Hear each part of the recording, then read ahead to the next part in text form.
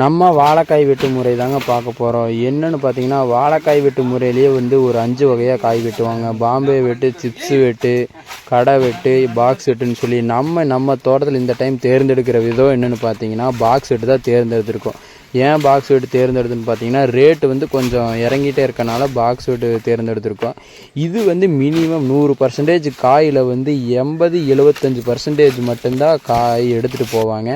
ஏன்னு பார்த்தா அதுதான் குவாலிட்டி கொஞ்சம் நல்லாயிருக்கும், பழுக்காது, சீக்கிரமாக காய் பழுத்து போகாது. அதனால நம்ம வாழைக்காய் வெட்டி வச்சது வந்து இது மாதிரி தான். பாருங்கள் எவ்வளோ நீட்டாக இருக்குன்னு. நீட்டாக இருந்தால் மட்டும்தான் அதிகமாக பாக்ஸ் வெட்டுக்கு எடுப்பாங்க. இல்லைனா ஒரு குருவி, காகம், மயில் இது மாதிரி கோந்து வேஸ்ட் பண்ணியிருந்தா கூட அதெல்லாம் பிச்சு வீசிடுவாங்க. எதுக்காகாமல் போயிடும். நீட்டாக எடுத்து எடை வச்சுருவாங்க. நம்மளும் வந்து மினிமம் வந்து 35 to 48 வரைக்கும் வெயிட் வந்துச்சு.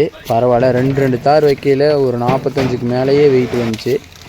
ஒரு மினிமம் ஒரு தார் வந்து 25 கிலோ வரைக்கும் கூட வந்துச்சு. அப்புறம் ஒரு சில தார் இந்த மூளை இருக்க சின்ன தார்கள்னால சில பல வெயிட்டுகள் குறைஞ்சி ஆவரேஜ் பார்த்திங்கன்னா 20 kg வந்துச்சு.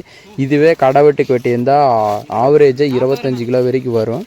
சரி, அதில் வந்து ரேட்டு கிடைக்காது. இது தாங்க பாக்ஸ் வெட்டோட சீப் வெட்டு முறை. இது என்னென்னு பார்த்தீங்கன்னா, சீப்பாக வெட்டி அதை வந்து நீட்டாக அடித்து ஒரு துளி காயம் கூட ஆகக்கூடாது. காயமானால் வந்து அது கருப்பாயிடும். அதனால் அதை காயமாகாமல் எடுப்பாங்க.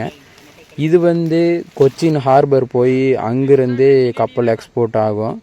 இது எக்ஸ்போர்ட் ஆகிறனால தான் வந்து இது கொஞ்சம் விலை ஜாஸ்தியாக கிடைக்கும். அதனால் நம்ம வந்து நீட்டாக காய் கொடுத்தா மட்டும்தான். நம்ம தோட்டத்து காய் வந்து கலரும் நல்லா இருந்தனால, காயும் நல்லா இருந்தனால சூஸ் பண்ணி எடுத்திருக்காங்க. சரின்னு சொல்லி நாங்களும் கொடுத்துட்டோம். என்ன இருந்தாலும் இது வந்து லாபம்னு பார்த்தோம்னா லாபம் இருக்கும், நஷ்டம் இருக்கும். இது வந்து இறக்க காய் எல்லாம் வெட்டும்னா தான் தெரியும். ஆனால் நாங்கள் அடுத்த வெட்டு வந்து கடை வெட்டு தான் ட்ரை பண்ணலான் இருக்கோம். ஃபஸ்ட்டு வெட்டுனால ஒரு 200 தார் மட்டும் இப்போ பாக்ஸ் வெட்டுக்கு வெட்டியிருக்கோம். இதுதான் ஃபஸ்ட் டைம் பாக்ஸ் வெட்டு.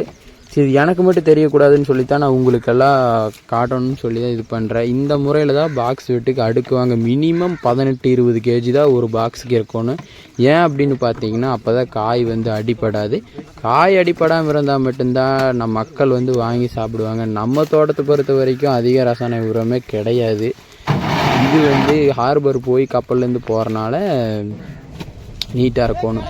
அப்புறம் இந்த வேஸ்ட் காய், அப்புறம் மூக்கு கொத்துனது, அப்புறம் மூக்கு பழுப்பு, ஒரு துளி கீறுனா கூட அதை அக்கட்டை எடுத்துருவாங்க. வெடிக்கக்கூடாது. நிறையா மாறுபாடில் வந்து இந்த காயெல்லாம் பிச்சு வீசிடுவாங்க. பாக்ஸ் வெட்டை பொறுத்த வரைக்குமே வந்து நிறைய வேஸ்டேஜ் ஆகும். இருந்தாலும் ரேட்டு கிடைக்கும். இந்த டைம் ரேட்டே வந்து கம்மி தான். பரவாயில்ல. சரி, சப்ஸ்கிரைப் பண்ணுங்கள், ஃபாலோ பண்ணுங்கள். வீடியோ பிடிச்சிருந்தா மறக்காமல் லைக் பண்ணுங்கள். அடுத்த வீடியோ என்ன போடலான்னு சொல்லுங்கள். இதுதான் நம்ம அழகான பவானிசாகர் டேம். இதுதான் நம்ம ஊர். இங்கே தான் வந்து காயெல்லாம் மாற்றணும். சரிங்க, நெக்ஸ்ட் வீடியோவில் பார்க்கலாம்.